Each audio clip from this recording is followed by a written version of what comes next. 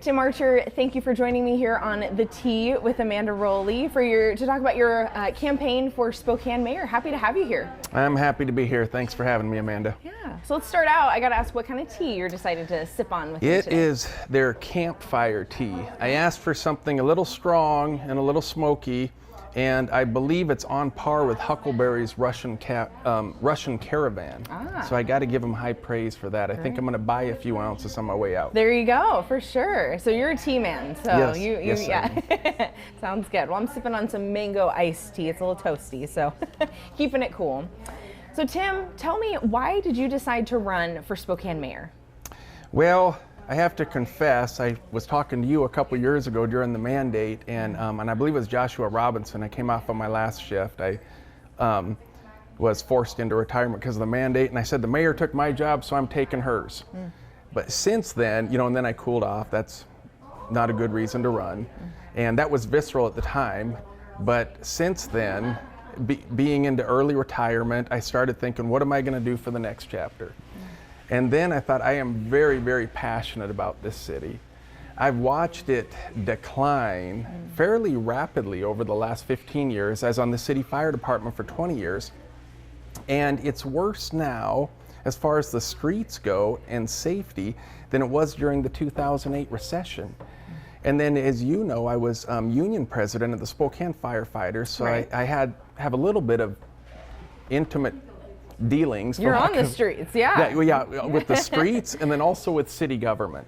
So I've observed what's happened over the years with the soft on crime legislation and the low barrier shelters, and I know things can be better because I work talking about the soft on crime state legislation. State legislation, and then as well as there's been pushback from our city council as well, and not very supportive of really empowering the police to do their job to make the street safe. So as far as why I'm running, there's a few reasons. It started out, like I said, for those reasons, and then since then I dropped it and I came back to it, and I had a lot of folks say, hey, you got this diverse leadership background, why not?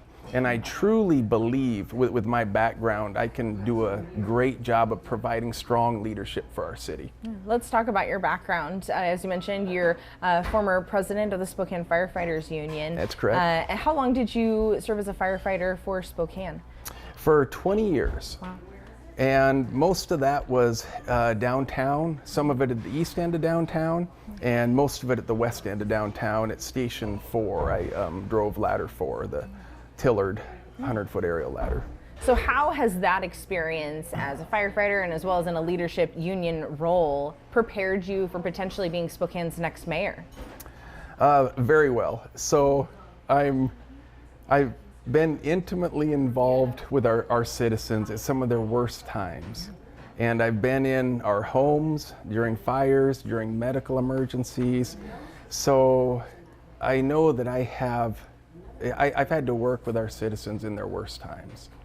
So I definitely have a little more perspective of compassion as far as every demographic goes across the cities, in the alleys in the middle of the night. And then also in my role as union president, I was very involved with city government, contract negotiations, and I represented labor in that capacity as well.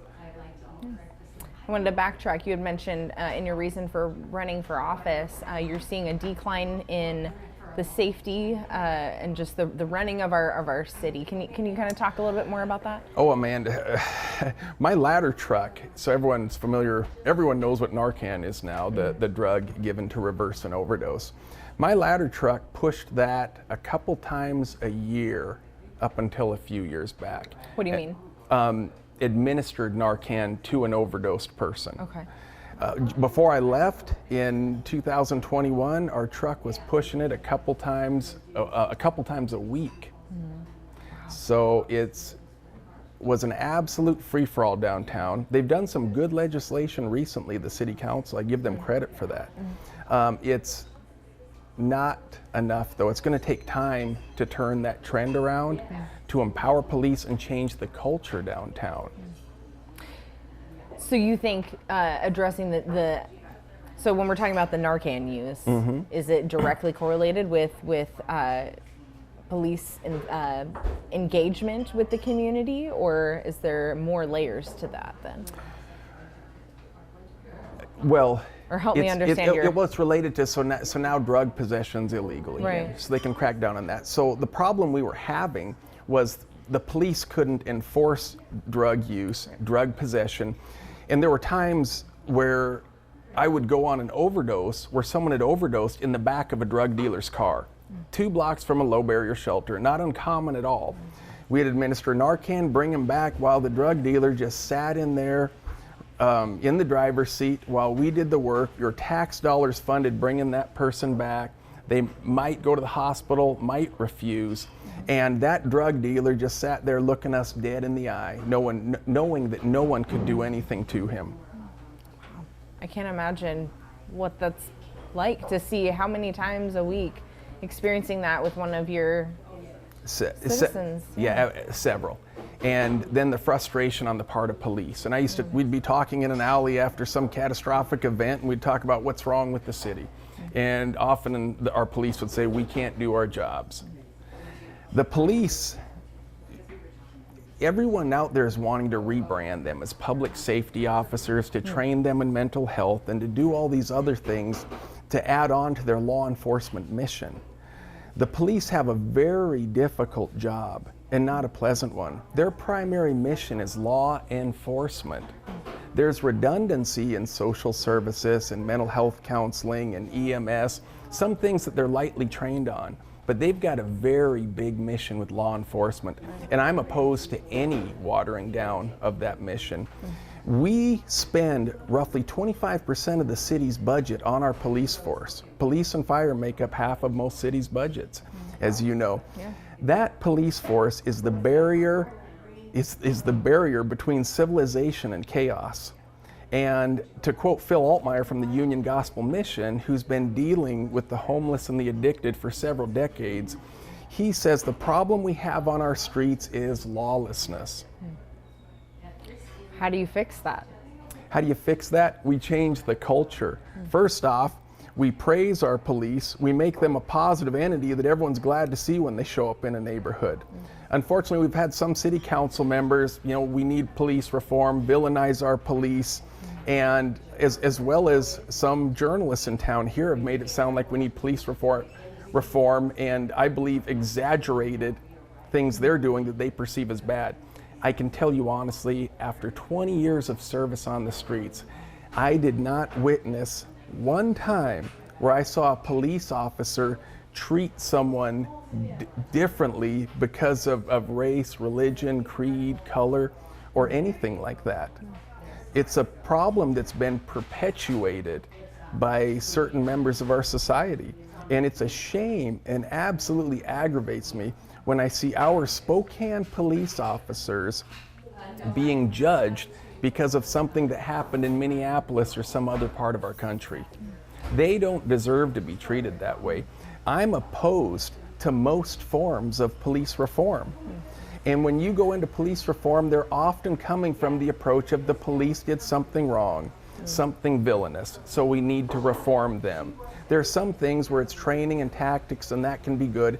And I've watched that evolution over the years on the street, and they do a fantastic job. But I feel that often these days, police reform is just another way of political pandering to some more extreme left members of our culture that just want less law enforcement, which makes absolutely no sense because we're observing the fruits of less law enforcement on our streets. We need to empower them and then go back to an environment of law and order. I want to stick with that, Tim. What do you think about the level of public safety we have in our community? Do you feel safe in Spokane? Depending where you are and what time of day it is. And I've encouraged other journalists, council members, when I was on the fire department, and as union president, I'd talk to a lot of those folks, and I would say, if you want to go see what's going on around a Catholic Charities facility or at the east end of downtown or somewhere bad, well, it's fine to drive around at 3 in the afternoon, but try driving around at 3 a.m. or 1 a.m. because our parks, our alleys, and especially around those low barrier shelters, are completely different at those times of day. And working in Brown's Addition, I talked to several older couples who had lived in Brown's Addition for decades. And then they said they were moving out because they no longer felt safe. They no longer felt safe enough to walk downtown. My mother was the first female real estate broker in town, and had a lot, very, very proud of her. Yes, very proud, right? And she did a lot of work in Brown's Addition, downtown, was on several boards, and she won't come downtown anymore. Really? Yeah. And she loves our city, you know, served our city as a sole proprietor, and now she doesn't come downtown anymore. Well, Tim, we have seen in the last few years just a huge uptick in drive-by shootings, violent crime in our community. So what would you do as mayor to address that? Well, as I start out in the voters pamphlet and several other forums I've spoke at, I want to make Spokane the most uncomfortable city in the state for criminals. And at the same time, I want to make it the most welcoming and safest city in the state for our law-abiding citizens and visitors. That's a pretty bold statement. How are you going to do it? Well, like I said, we need to empower law enforcement. We need to change the culture out there that's always implying that we need police reform. Unfortunately, we have bad people that do bad things. Any decent-sized city does. And they need to be dealt with decisively. To quote Ozzie Knezovich, who's endorsing me a few years back when the crime problem was starting, he said to mitigate crime, he needs a bigger jail. And I commend the county commissioners on building a new jail. Well, not quite yet. They got to get voter approval. Well, correct. Yes, I believe it's a very reasonable proposal, and I can't imagine they're taking those big steps, though. Correct, and I can't imagine it not passing. And like I said, I commend their efforts in finally taking that on. A huge fiscal endeavor, but very, very much needed. Sure. Okay, well then, sticking with public safety, I want to talk about some hot button issues in our community. Chief Craig Meidel. Some people are not happy with him. So I want to hear your thoughts, Tim, on the investigation that City Council have called for. So can you tell me, what was your take on his level of access and information that he gave to business owners on data and crime? So far, from what I've observed, and I don't have all the information, I don't see anything that wrong with it. I think him being in touch with businesses and supporting business and helping our city be healthy economically, and there's a direct correlation there with public safety and businesses being able to prosper without crime, without property crime, violent crime, and then campers on their front porch in some case. The big problem I have with what's happening is this seems like it's political, coming from the council.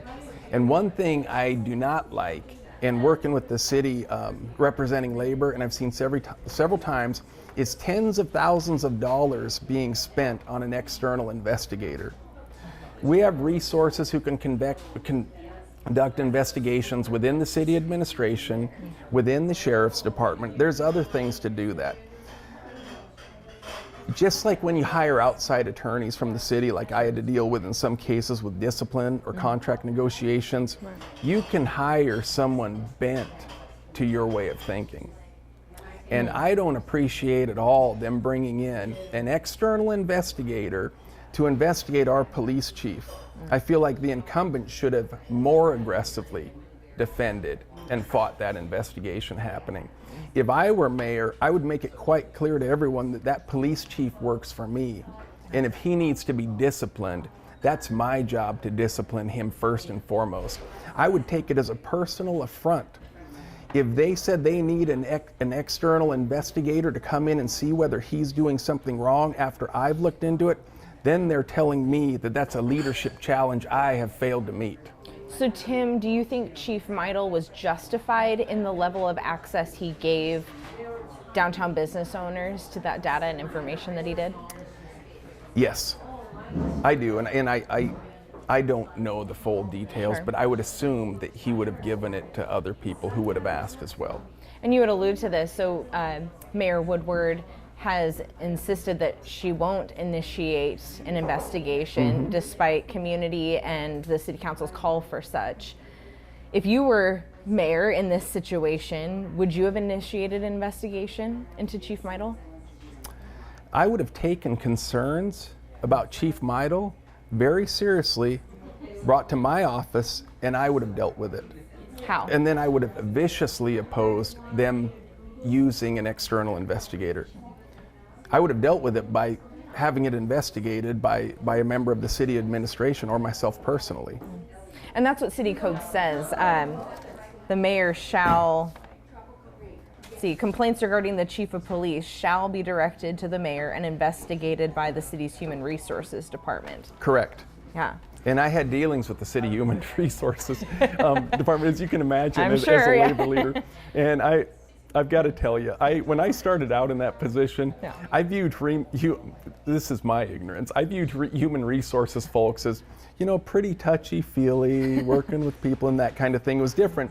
In my Army career as an officer, as a personnel officer, and there it was very, very structured, very black and white. And what I found out with the city human resources department, they've undergone a lot of change, but when I worked with Miss Kavanaugh and Miss Steinolfson, they were outstanding professionals. And when they looked into something, they were very clinical about checking whether or not it was in conflict with law or the city policy.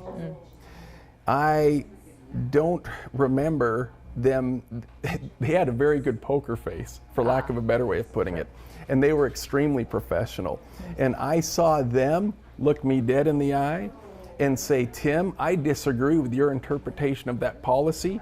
And I saw them do the same thing to the fire chief. So I got to tell you, I can honestly say I didn't feel like they were on the city side or labor side. I felt like they were doing their job very, very professionally. And as you can imagine, I sat in on many investigations and watched our human... Part of the union. It's part of the union. They did have a few farkles about 5 or 6 years ago, and that was with, at that time, one individual who was biased and being unprofessional. And part of that was the fire chief's problem. He was allowing her to do it. But I saw the HR director deal with that quite decisively and quite well. So was very impressed with that organization. And I believe they'd be fully competent to conduct an investigation of the police chief and to bring me their findings that are sufficient enough for me to take action. So you're saying you would follow city code and direct HR to open that investigation into the chief? Absolutely, absolutely. And if the city council or anyone wanted an external investigation, that would be accusing me of incompetence. I think in this situation, city council called for that external because the mayor, we can go down a rabbit hole, because the mayor wouldn't initiate. I would initiate Yeah. and I would deal with it. Yeah. I'm not saying by protecting him I wouldn't investigate. No. I would investigate it, and then if he was wrong, I would ruthlessly deal with him so that the city council or our citizens wouldn't feel like they need recourse to do about it. And if he was innocent, I would viciously defend him. That would be my job, because the police chief and the department heads work for me directly. So I got to ask you about Camp Hope. It closed on June 9th. What is your take on how the homeless encampment was formed? And it's, let me rephrase that. Excuse me. What is your take on the formation of Camp Hope and its closure? How do you think it was handled? Its closure is embarrassingly in line with an election year. It's almost shut down, and now we're suing the state.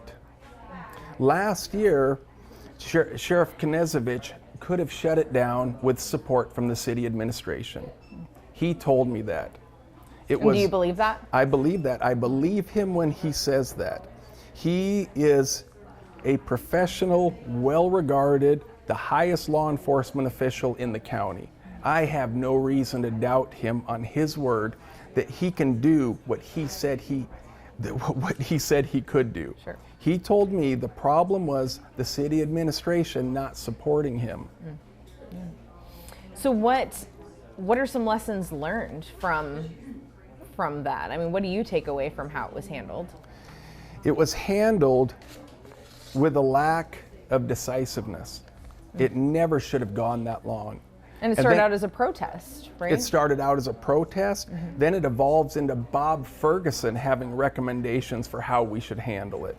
Another thing, I would personally take it as him trespassing into my business. If he tried to tell me what our police can and can't do in the city of Spokane, and strong law enforcement that's being encouraged by our county sheriff. I believe Camp Hope could have been aggressively dealt with over a year ago. And then I've also heard how that the numbers went down in conjunction with them being lined up with resources. Like the catalyst and track, is that what you're referring to? Correct. But as we know, a lot of folks didn't go there. And what we also know, it was when they started applying more rules and more structure to Camp Hope when the population went down. Yeah. The problem is with these low barrier shelters is it's enabling the homeless. It's a cruel enabling of people who need help. And then low barrier shelters also attract folks from other cities. Now, a survey said something to the effect of 90% of the people at Camp Hope were Spokane citizens. And at the same time, they're saying over 90% of them don't have ID cards. So I'm not sure how you reconcile or verify any of that. There is a large population of them that are not from Spokane and that are a criminal, predatory element that, like I said, are around these low barrier shelters taking care of the truly helpless. So with that said, I do want to talk about Spokane's homeless and Spokane's addicted. I knew Before we get there, I just want to dial down. You mentioned you would have, Camp Hope should have been addressed more aggressively. Absolutely. Do you think the city should have taken a stronger role? Yes. Or the state? The city. Okay. The city, absolutely. And then the ruling of Boise versus Martin, as the incumbent said, it should be fought legally, but she doesn't feel that the city of Spokane should take the lead in it. I would take the lead in something that is adversely impacting Spokane that bad. I would tell the city attorney to tighten his belt because we're going to get ready to fight. Yeah. Even though it was kind of murky because it was on state-owned land, It was right? murky, it's on state-owned land, Yeah. but it's adversely impacting our citizens. If you remember, Sheriff Knezevich was going door to door, talking to the folks in that area. And the property crime exponentially increased in those areas with Camp Hope.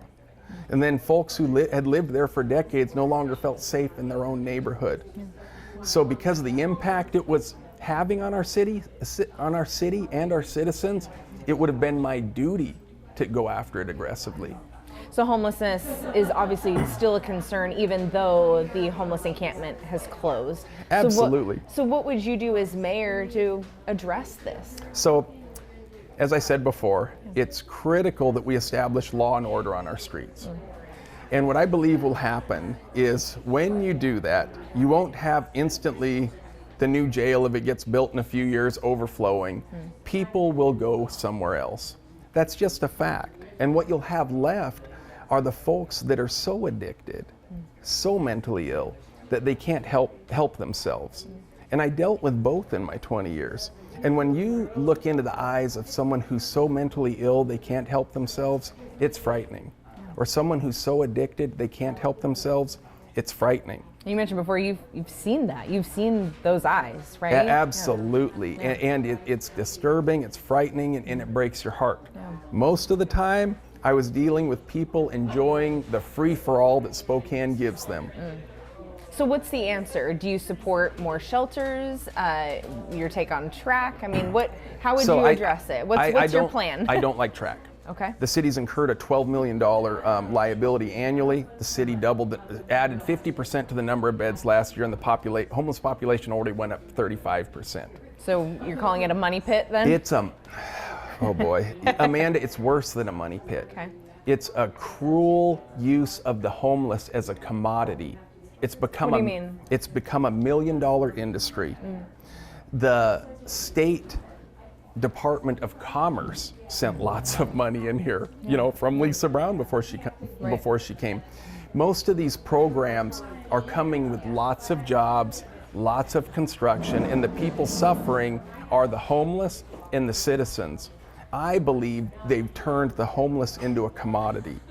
What I would support are high barrier shelters like the Union Gospel Mission. With their 180 beds, they've never had to turn someone away for a lack of bed space. They have rules, they have structure, and if someone signs into their program, they come out of it with after having a job with a professional reference. And as Phil Altmaier says, he's into changing lives, not circumstances. Now, but with high barrier shelters, I mean, that is what the protest from Camp Hope originated out of, was the need for more low barrier shelters. But you're saying that's not the answer? That's not the answer.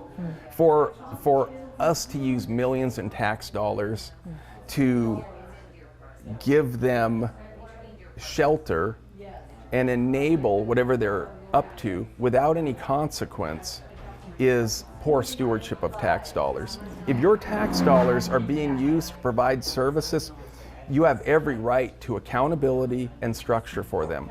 And the way the city's kind of painted track as, the way the city's painted track is a wraparound kind of hub for people just to get off the streets and then get connected to services, and kind of as a leaping point sort of thing.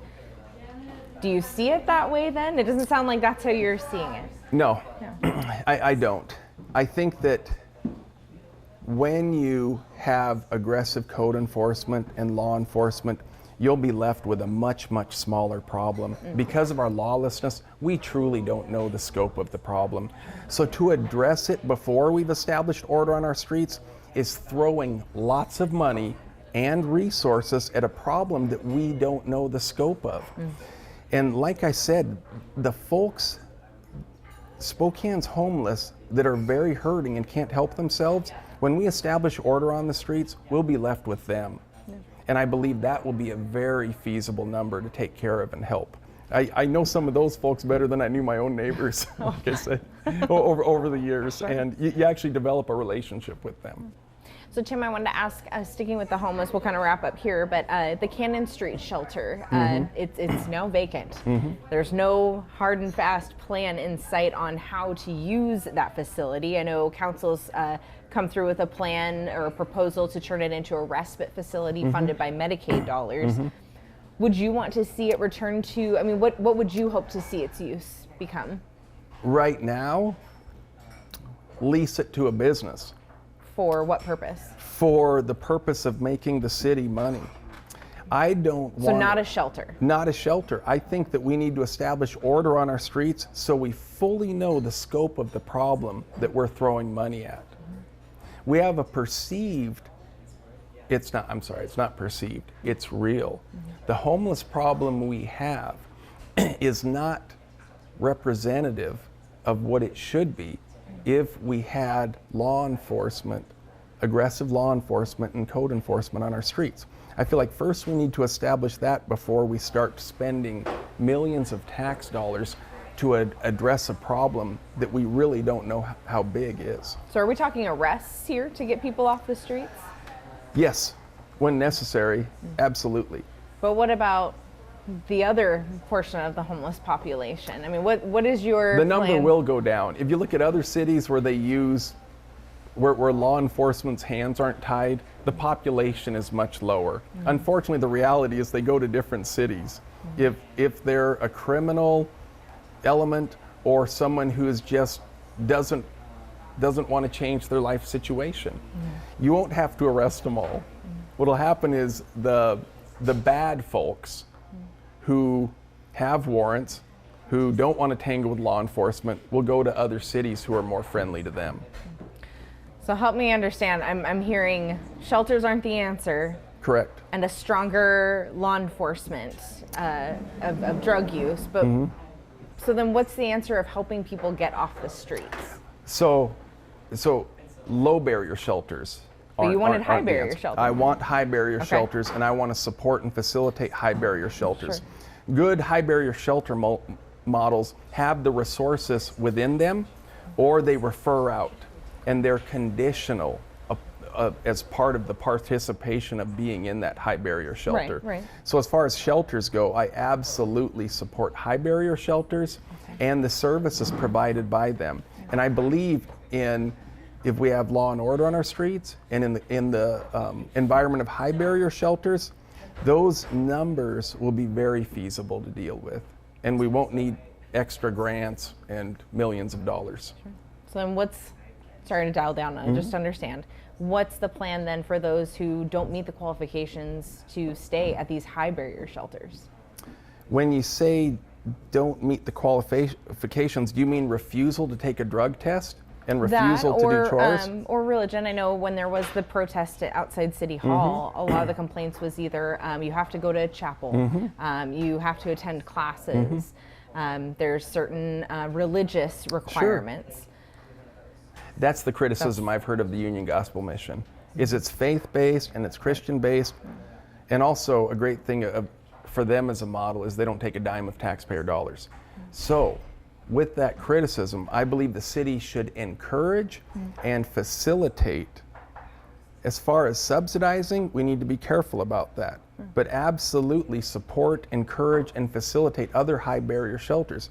They can be Muslim, they can be Unitarian, they can be atheist, whatever folks want. Muslim shelters, we should be encouraging those high barrier models. If that's so maybe the criticism, more high barrier shelters that fit that range of whoever you are, come as you are. Correct. Great. Absolutely.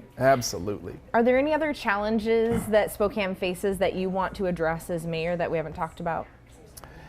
That's the biggest one. Okay. But also, one thing that since I went into retirement a couple years ago that I have a tough time getting my head around is how many vacancies we have in these great city jobs that have great medical benefits, they have pensions, and just like everywhere else in our country, including private industry, they're having a tough time filling them. I was really surprised dealing with the city, even that fantastic HR department they used to have. Now they're having to fill the gaps with contractors. So one of the things I'd like to bring to the city is, I believe there's 2 different leadership styles that will be critical for running the city. Okay. So when dealing with the department heads, which I'd put the responsibility on them to make a better environment for employment. As a labor leader, if you didn't have enough employees and had a shortage, it was pay or conditions of work or a combination of those things. That's what you needed to rectify. Okay. Now, since I'm not the mayor right now, I'm not gonna fix something till I know it's broken and I know how it's broken. So the department heads would be given an opportunity to improve those conditions. We're in such dire straits that back to leadership styles, I feel like what I would need to employ with the department heads and city employees is the transformative leadership style. And that's when an organization is so broken in areas that you need to re-energize your subordinate leadership, give them a new vision, and praise good performance and deal with bad performance however is necessary. So Tim, do you think the current leadership is broken? I believe the fire department is, and I'm not so sure about just because I worked in it. Sure. But the greater city leadership? My concern is that the shortage of employees is a big flag. Now, the performance of the department is impacted by that. So what I would have to find out as I dove into it would be, is it the lack of employees or is it the management of the resources they do have? I had a great commander when I was in the Army, and when units were there after hours working, he would go up to the commander and he'd say, "You've got a resource problem or a time management problem. I'm here to help you." But it's one of those 2 things. I really enjoy administration and I enjoy leadership. I had several opportunities, great opportunities with the Army and the active duty, the National Guard, and the Reserve. So over a span of over 20 years in several organizations, I know what right looks like organizationally. Because I've seen wrong and I've seen right in several environments. I want to dial back a little bit. You mentioned one of the reasons you're running for mayor is that initial knee-jerk reaction that the mayor took my job, now I'm going to take hers. Yes. I spoke with Mayor Woodward on her campaign for re-election, and she says your job has been there. It's been brought back. The position has been open. Correct. Did you ever try to get rehired into the Spokane Fire Department? I requested a reinstatement last fall because the governor lifted the mandate. Right. By no work of the vaccine mandate. The vaccine mandate. By no work of the city. They simply were rolling with whatever Governor Inslee said. And that's fine. There's different attitudes on the vaccine, Sure. and I'm not an anti-vaxxer. It was the way it was implemented. Sure. So and for background though, you were let go because you weren't meeting the vaccine. Correct. mandate. Exactly. Yeah, exactly. I refused to comply with the mandate, and then one of the options I was given was forced into retirement. According to the state mandate, I would have been guilty of a misdemeanor had I showed up to work the day after the mandate. So when the position came back, as the mayor said, you did try out for it again, or you tried to get your job back. Civil service afforded me a reinstatement. Okay. I applied for that reinstatement, and then they didn't actually have an opening until I believe it was about 5 months after that, this last spring. So it wasn't necessarily the exact same position you had. It was left. going to be a driver's position, not on the truck I'd formerly worked on. But I was informed by HR at the time that they were going to bring me back at entry-level pay, make me the most junior driver on the job, and entry-level vacation accrual when the fire chief had brought back 2 other members just a couple years prior at their previous state of compensation. So you wouldn't be coming back as your 20 years That's right. That's veteran. right. And I believe that was. I have no other recourse than to believe that was malicious and that would have been degrading. So I chose not to. Did you ever ask any questions about it with the administration or the fire department themselves? My liaison was with the Human Resources Department. Okay. Yeah, and then thinking about it more and more, I was at that point I had decided to run for mayor, and I'm ready to move on to the next chapter in my life, and was not ready to go back and be subordinate to such poor leadership in the fire department. It wasn't worth it to you to come back at that entry level pay and rank. You know, it's not so much the pay and the rank, it was an issue of dignity.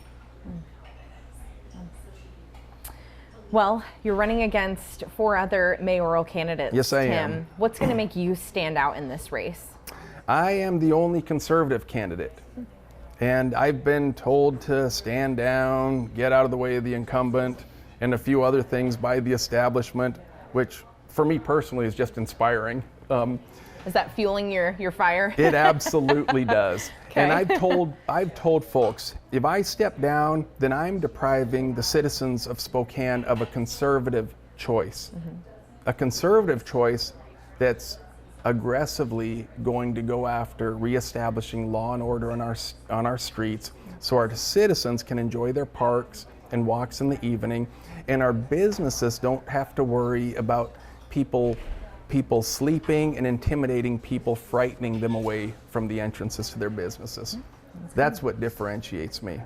Got a couple other questions here before we wrap up. Tim, we're seeing a huge influx we're continuing to see a lot of people move here to the Inland Northwest and Spokane County. So Tim, as mayor, what would you do to address the growing pains and the influx of people who are moving? Let me rephrase that. How would you address the continually growing population we're seeing in Spokane as mayor? Are you talking about the ones coming because of low barrier shelters? That was a joke. Anybody. I mean, the secret's out, right? Spokane is beautiful. It great is place beautiful. to That's stay. a good problem. That is a wonderful problem to have. They're coming here, bringing their skills, their money. They're here to settle and raise their families. That is an absolutely wonderful problem to have. Why do you see it as a good thing? Why is that? Because growth is good for our city economy. It's going to help raise the median income. It's going to help out with construction.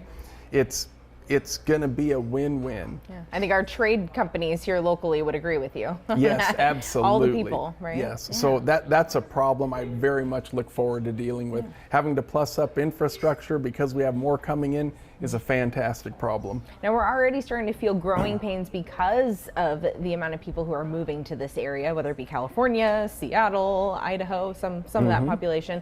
So how would you address kind of those growing pains we're feeling with just the need for housing? Well, I believe in more of a free market. So I think if we, in as much as we loosen restrictions on building, the market will respond. Builders and developers don't want to build things that don't sell.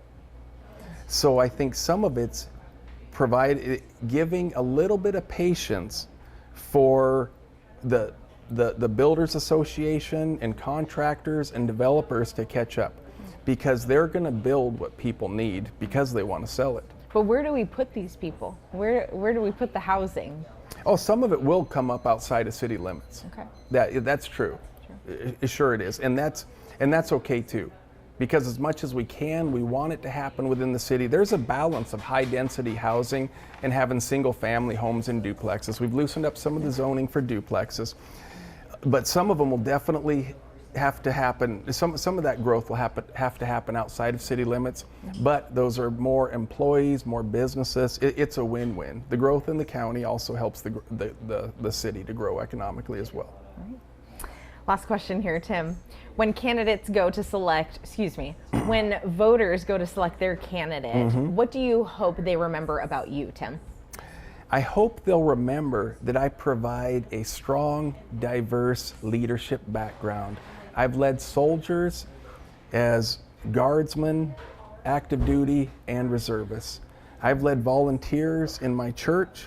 I've done charitable volunteer work, and I'm the parliamentarian for the Spokane Rifle Club. So I've worked with volunteers, labor, and soldiers. So I have a very diverse leadership background, and I'm very flexible. Well, thank you so much, Tim, for spilling the tea with me on who you are as you run for Spokane mayor. Oh. Okay. Good luck on your campaign. Thank you, Amanda. Thanks for having me. Great.